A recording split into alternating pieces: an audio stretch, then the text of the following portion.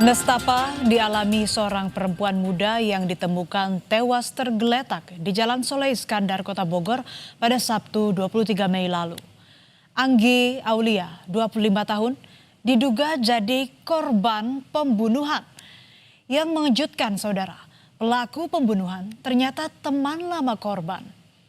Fakta terungkap, korban tewas mengenaskan usai dilempar pelaku dari atas tol Bogor Outer Ring Road pada pukul 1 dini hari. Lalu apa sebabnya pelaku sampai tega melakukan aksi keji kepada korban? Jalan tol di Simpang Yasmin terasa mencekam pada Sabtu dini hari 23 Mei lalu. Pengendara dikejutkan dengan temuan jenazah seorang perempuan yang tergeletak di jalan.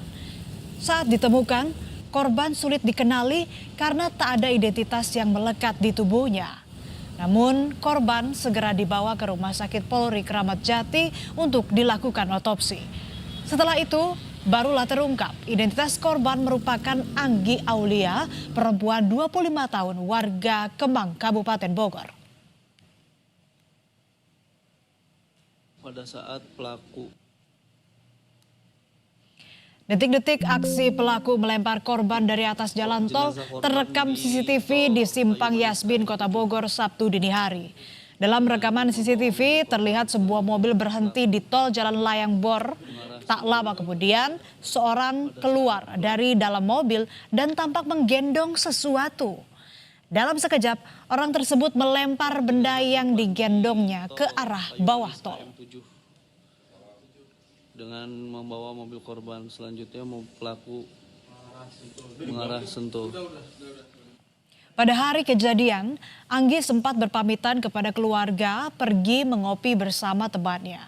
Keluarga pun tak menaruh curiga karena Anggi memang biasa pergi keluar bersama teman-temannya setelah pulang kerja.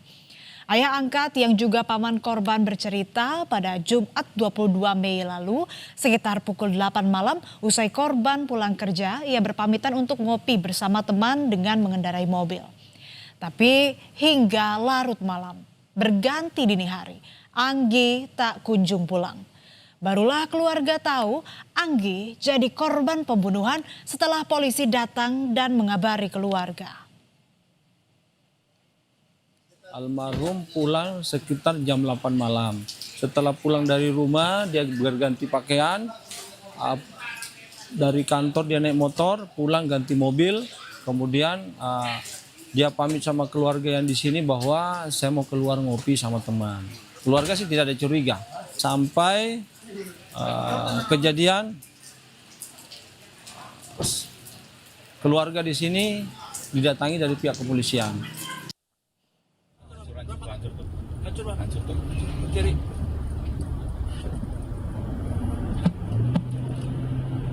Masih digas, nabrak. Usai identitas korban terungkap, polisi langsung memburu pelaku. Penangkapan pelaku diwarnai aksi kejar-kejaran di tol arah Paseh, Sumedang, Jawa Barat pada Sabtu pagi 23 Mei. Pelaku yang membawa kabur mobil milik korban hendak kabur ke arah Garut. Namun polisi berhasil melacak pergerakan pelaku. Sadar tengah dikejar polisi, pelaku mengemudi dengan kecepatan tinggi dan tak mau menyerahkan diri meski sudah berulang kali diberi peringatan oleh polisi.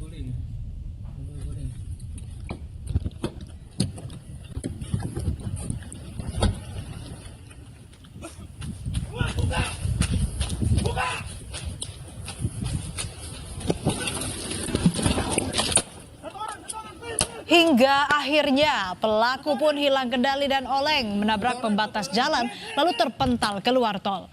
Polisi segera meringkus dan menetapkan pelaku sebagai tersangka.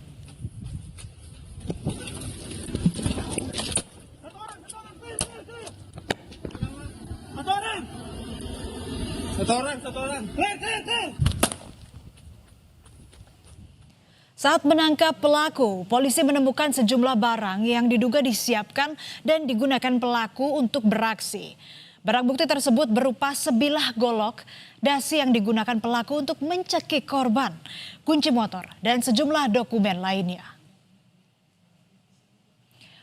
Rupanya saudara, Pelaku pembunuhan keji ini adalah teman lama korban.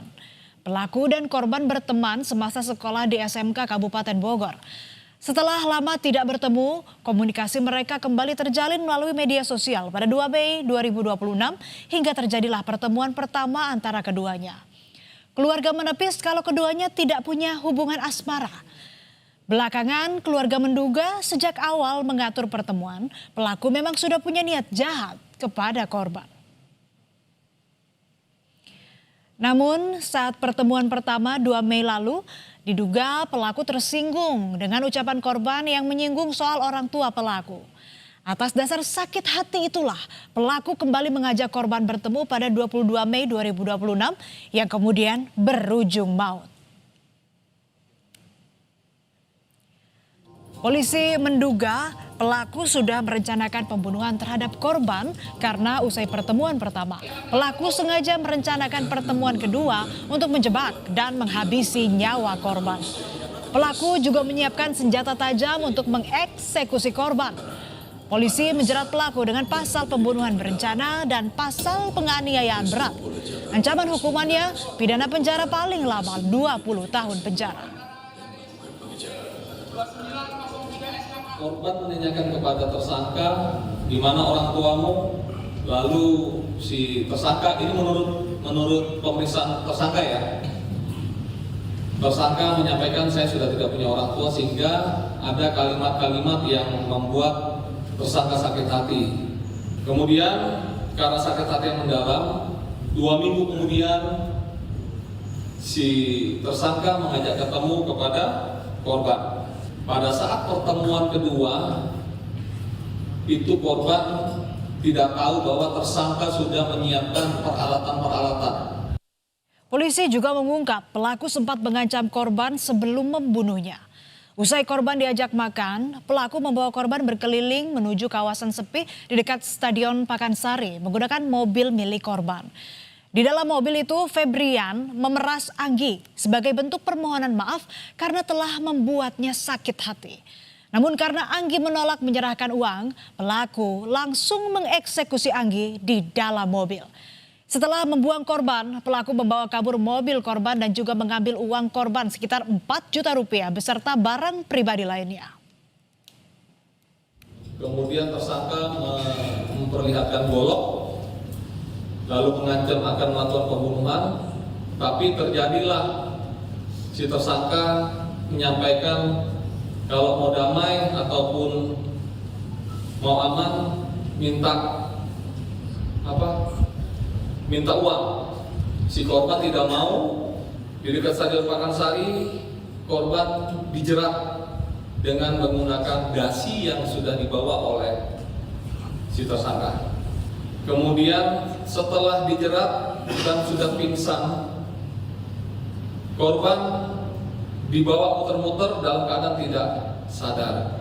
Menurut pengakuan tersangka bahwa korban gerak-gerak, kemudian terjadilah seperti yang di video tadi.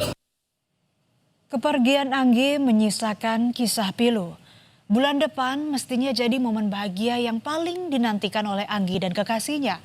Karena rencananya bulan depan Anggi dan kekasih akan menggelar acara lamaran. Namun mimpi menikah dan berbahagia bersama calon pasangan hidup kandas karena Anggi telah tiada jadi korban pembunuhan yang keji. Anggi merupakan yatim piatu. Ia dikenang sebagai sosok yang mandiri dan sayang keluarga.